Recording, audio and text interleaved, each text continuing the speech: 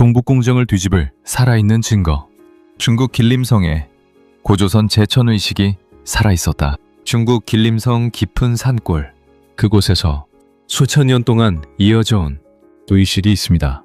하늘을 향해 절을 올리고 재단에 술을 바치며 북을 울리고 하늘의 뜻을 기원하는 사람들. 놀랍게도 그들은 말합니다. 우리는 단군의 후손이다. 그리고 더욱 충격적인 사실은 이 의식이 단순한 민속놀이가 아니라 고조선 시대부터 이어져온 제천의식의 흔적이라는 점입니다. 오늘 우리는 단순한 역사 이야기를 하려는 것이 아닙니다. 중국이 수십 년 동안 추진해온 거대한 역사 재편 프로젝트, 바로 동북공정. 그 거대한 흐름 속에서 사라진 줄 알았던 고조선의 기억이 어떻게 살아남았는지를 따라가 보려 합니다. 그리고 질문하게 될 것입니다. 역사는 정말 사라질 수 있는가? 첫 번째로, 중국의 동북공정은 왜 시작되었는가? 2000년대 초반, 중국은 국가 차원의 거대한 역사 프로젝트를 시작합니다. 바로 동북공정. 표면적으로는 중국 동북 지역의 역사 연구였습니다. 하지만 실제 목적은 달랐습니다. 고구려, 발해, 부여, 그리고 고조선까지 한민족의 고대 국가들을 중국 지방정권의 일부로 편입하려 했던 것입니다. 왜 중국은 이토록 역사에 집착했을까요? 그 이유는 단순합니다. 역사는 곧 영토이고 정체성이며 미래의 지정학이기 때문입니다. 만약 고구려가 독립된 제국이었다면 현재 만주 지역에 대한 역사적 정통성 문제는 복잡해집니다. 그래서 중국은 말합니다. 고구려는 중국 소수민족 지방정권이었다. 하지만 여기서 치명적인 문제가 발생합니다. 고구려는 스스로를 왕국이 아니라 천자의 나라로 인식했기 때문입니다. 광개토왕 비문에는 황제적 표현이 등장하고 발해 역시 독자적 연호를 사용했습니다. 이는 단순한 지방정부가 아니라 독립된 문명권이었다는 뜻입니다. 그리고 바로 그 지점에서 중국 길림성에 살아있는 제천의식이 엄청난 의미를 갖게 됩니다. 그리고 두 번째는 길림성에서 발견된 충격적 흔적입니다. 길림성 일부 지역에는 아직도 특이한 전통이 남아 있습니다. 매년 특정한 날, 사람들이 산에 올라갑니다. 하늘을 향해 절을 하고 제단을 쌓고 북을 울리며 제사를 지냅니다. 중요한 것은 그 방식입니다. 이 의식은 중국 한족 문화의 전통 구조와 다릅니다. 오히려 고조선과 부여, 고구려의 제천 문화와 놀라울 정도로 닮아 있습니다. 하늘에 제사를 올리는 문화, 바로 천손 사상의 제천 의식입니다. 이는 하늘과 인간을 연결하는 의식으로, 이게 바로 동이계 문화의 핵심이며 특징이었습니다. 중국 사서에도 등장합니다. 부여의 영고, 고구려의 동맹, 예의무천, 신라, 숭천, 백제, 교천. 이 모두 이름은 달랐지만 의식은 모두 하늘에 제사를 올리는 거대한 제천 행사였습니다. 그런데 놀랍게도 그 전통의 흔적이 오늘날까지 길림성에 남아 있었던 것입니다. 이는 단순한 민속학적 발견이 아닙니다. 역사적 기억은 원원보다 오래 살아남기도 합니다. 나라가 사라져도, 왕조가 무너져도 백성의 의식 속 전통은 수천 년을 살아남습니다. 그리고 바로 이것이 동북공정이 가장 두려워하는 부분입니다.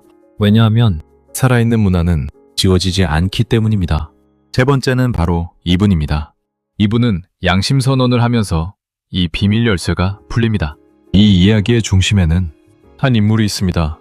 그의 이름은 김광명, 혹은 천광명으로 불린.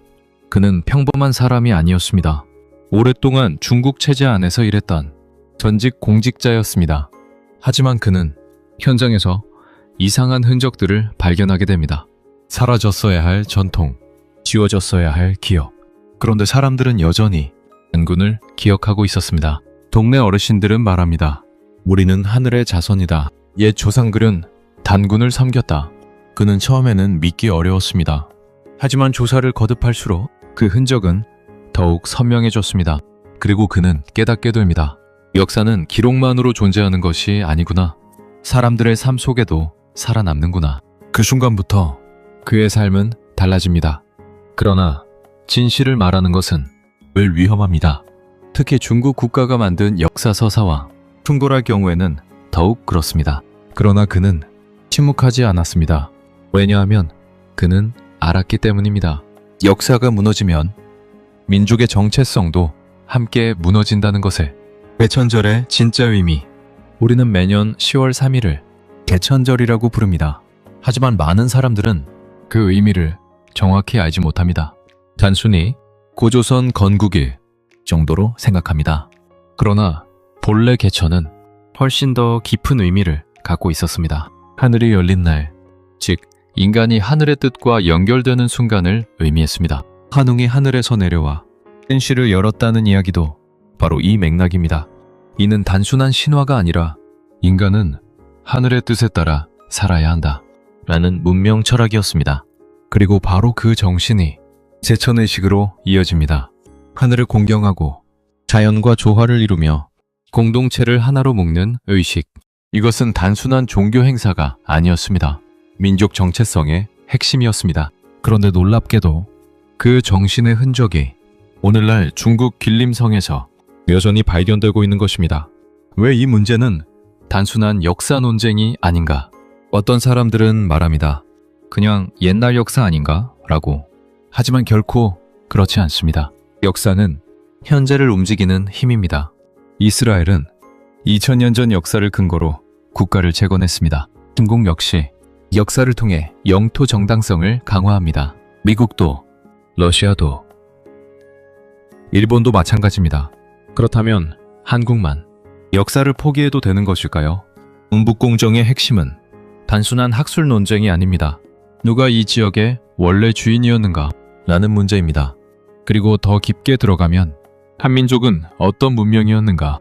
라는 질문으로 이어집니다. 길림성의 제천의식은 바로 그 질문에 대한 살아있는 증거가 됩니다.